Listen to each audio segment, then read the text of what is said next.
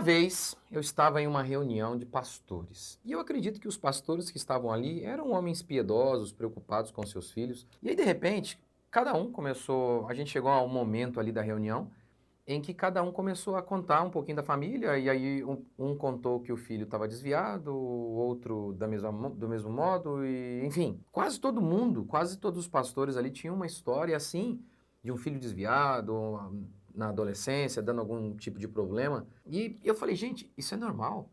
Por que será que isso acontece? Por que será que tantos filhos adolescentes atualmente têm se desviado dos caminhos do Senhor? Por que será que isso acontece? Curta, comente, se inscreva. Eu espero de verdade conseguir responder a essa pergunta.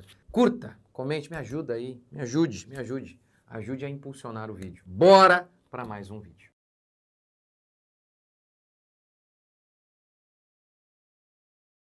Por que tantos cristãos estão muitas vezes vendo seus filhos se perdendo?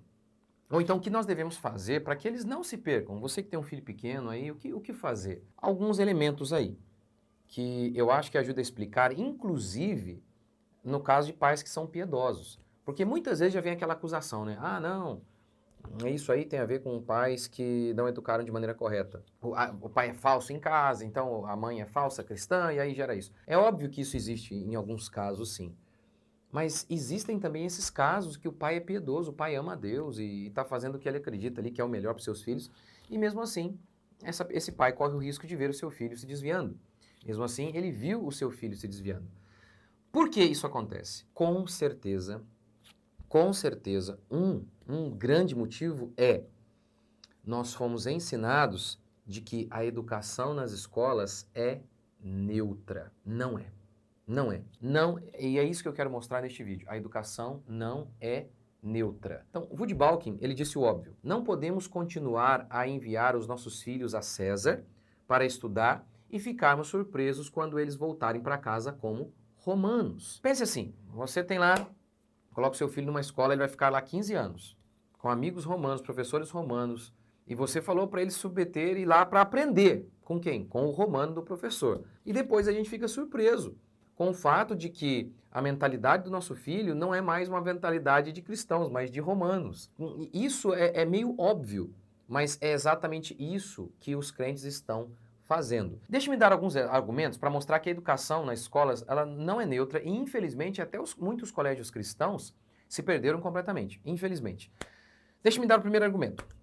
A gente sabe de estudos que mostram o seguinte, de cada 10 jovens cristãos que entram na faculdade, 7 perdem a fé. Sim, a gente poderia argumentar, não sei se foi bem educado, se tinha fé ou não tinha, tudo bem. Mas de qualquer maneira, o que eu estou argumentando aqui neste vídeo especificamente é óbvio que não é neutra. Que se fosse neutra, não iria afetar em nada a fé desse menino. Mas a verdade é que a escola, ela tem sim uma religião, a religião humanista, em que o homem é o centro. A religião do esquerdismo, que são doutrinas contrárias à fé cristã. Portanto, esse é o primeiro grande exemplo. Já sei, eu estou partindo quase aqui já da consequência para mostrar que não há neutralidade na escola. Mas vamos citar agora um livro chamado Maquiavel, Pedagogo. Nesse livro, o autor gasta boa parte do seu livro apenas fazendo citações de grandes organizações mundiais que controlavam e controlam a educação. E qual é a conclusão dele? Óbvia, que uma elite desejava, isso é no passado, porque eles conseguiram, uma elite desejava mudar a sociedade através da escola. É por isso que tem um bom livro, eu já fiz resenha sobre ele? Não lembro se fiz, mas quem controla a escola governa o mundo. Então, essa é a ideia do livro Maquiavel Pedagogo. Uma elite desejava mudar a sociedade através da escola. Ele faz várias citações em que não há teoria da conspiração. É Unesco, um monte dessas organizações aí. Unesco, enfim, várias dessas organizações que controlam o mundo aí. E aí não tem teoria da conspiração, tá lá. E eu vou citar aqui para você uma dessas citações dessas organizações aí. Na origem dessa reflexão pedagógica, de certo encontrar-se-á a clássica oposição entre instrução e educação. Como assim? Instrução e educação. Ele está usando a palavra aqui da seguinte maneira. Instrução seria instruir em matemática, física. E educação seria a formação do caráter. Basicamente seria isso. Então, de certo encontrar-se-á a clássica oposição entre instrução e educação, entre escola e família. Será preciso deixar a esfera privada, ou seja, a gente vai deixar na mão da esfera privada, da família, o encargo e a responsabilidade de educar, ou seja, educar seria transmitir valores. A gente vai deixar na mão da família a responsabilidade de moldar o caráter da criança? E eles continuam, apoiando-se para tal numa ética cristã, por exemplo, agir de outro modo, ou seja, ser neutro, né?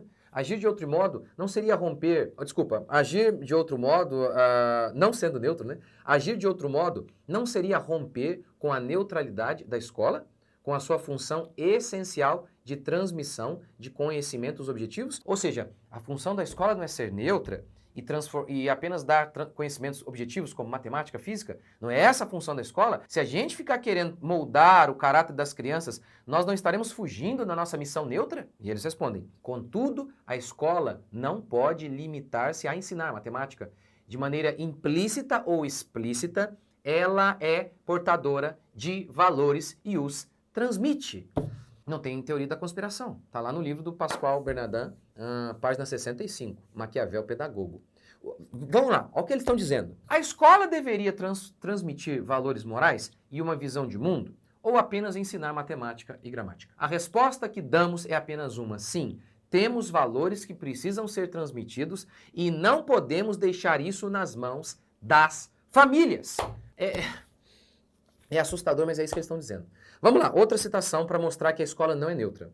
Citação de John Duffin. Foi um importante humanista que descreveu assim, olha, analisando a questão da neutralidade da escola moderna. Estou convencido de que a batalha pelo futuro da humanidade deve ser travada e vencida na sala de aula da escola pública por professores que percebam de forma correta seu papel de proselitismo da nova fé, né? Proselitismo, ou seja, pregadores de uma nova fé. A religião da humanidade. Ou seja, eles têm uma religião na escola, é humanismo, em que o homem é o centro, não é Deus, é o homem. Os professores devem incorporar a mesma dedicação altruísta dos pregadores fundamentalistas mais fanáticos, pois serão outro tipo de pregadores, utilizando, porém, a sala de aula em vez do púlpito. A sala de aula deverá se tornar, e o fará, a arena do conflito entre o velho, que é o cristianismo, e o novo.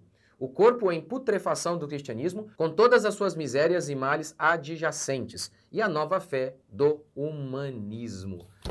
Tá aí, gente, não tem... Essa citação tá... Nós vamos deixar aqui para vocês aí a citação. A fonte é assustador, é assustador. Posso dar outra prova disso, de que não há neutralidade nas escolas? O que a gente ouve dos professores? Nossa função não é apenas instruir, mas formar cidadãos. Ok, é formar cidadão. Mas que tipo de cidadão? Pervertido sexualmente, que defende um Estado gigantesco, o Estado socialista. Basicamente é isso. Pervertido sexualmente, que não tem preconceitos. Então, esse é o cidadão que eles estão formando. Então, se eles vão formar um cidadão, eles precisam de valores que eles vão transmitir. Então, quando eles dizem, o nosso objetivo não é apenas ensinar matemática, mas formar cidadão, é isso que eles estão dizendo. Nós vamos moldar o seu filho. Você deve lembrar daquela vez que professores escreveram no cartaz. Nós vamos sim ensinar ideologia de gênero ao seu filho. Lembra disso? Ensine a criança no caminho que deve andar. Os esquerdistas ouviram isso. Os progressistas ouviram isso. Mas os cristãos parece que não têm ouvido. Portanto, eu tenho falado aqui muitas e muitas vezes, colégio cristão ou homeschooling. Mas eu sei que, infelizmente, muitos colégios são ruins. Eu, graças a Deus, conheço alguns bons, mas eu sei que isso é raro. E, infelizmente, mesmo os que são bons, tem um custo operacional ali e é caro. É caro porque tem um custo mesmo. Não é acessível para muitos. Resta, então, para muita gente, é o homeschooling. Se não for o homeschooling, não é nada. Mas sabe por que às vezes você acha que é difícil o homeschooling? Porque você não sabe o que é de fato homeschooling. Homeschooling não é o pai ser um professor de 1000 matérias. Não é isso. Amanhã eu vou falar um pouquinho sobre isso na minha live. Erros que os pais cometem, tanto pais que querem praticar homeschooling, quanto os pais que já estão praticando homeschooling. Eu sempre falo isso aqui, ó. Lembra do filme Homem de Honra? É baseado na história real de um cara que o pai dele era completamente analfabeto, mas o pai dele formou um doutor. O homeschooling é um pouco isso. Como antigamente a gente via pais analfabetos formando doutores, e hoje os doutores formando analfabetos. Então é um pouco disso. As pessoas elas não têm noção do que é o homeschooling. Elas pensam que têm ideias erradas, por quê? Pensam que é trazer a escola para casa, porque só pensam em educação com base naquilo que aprenderam na escola. 1000 matérias e tal, não tem nada a ver com isso. Se você puder, assista essa live de amanhã, vai ser muito legal. Vou responder perguntas lá, ao vivo lá. Então, espero você lá. Até lá. Deus abençoe.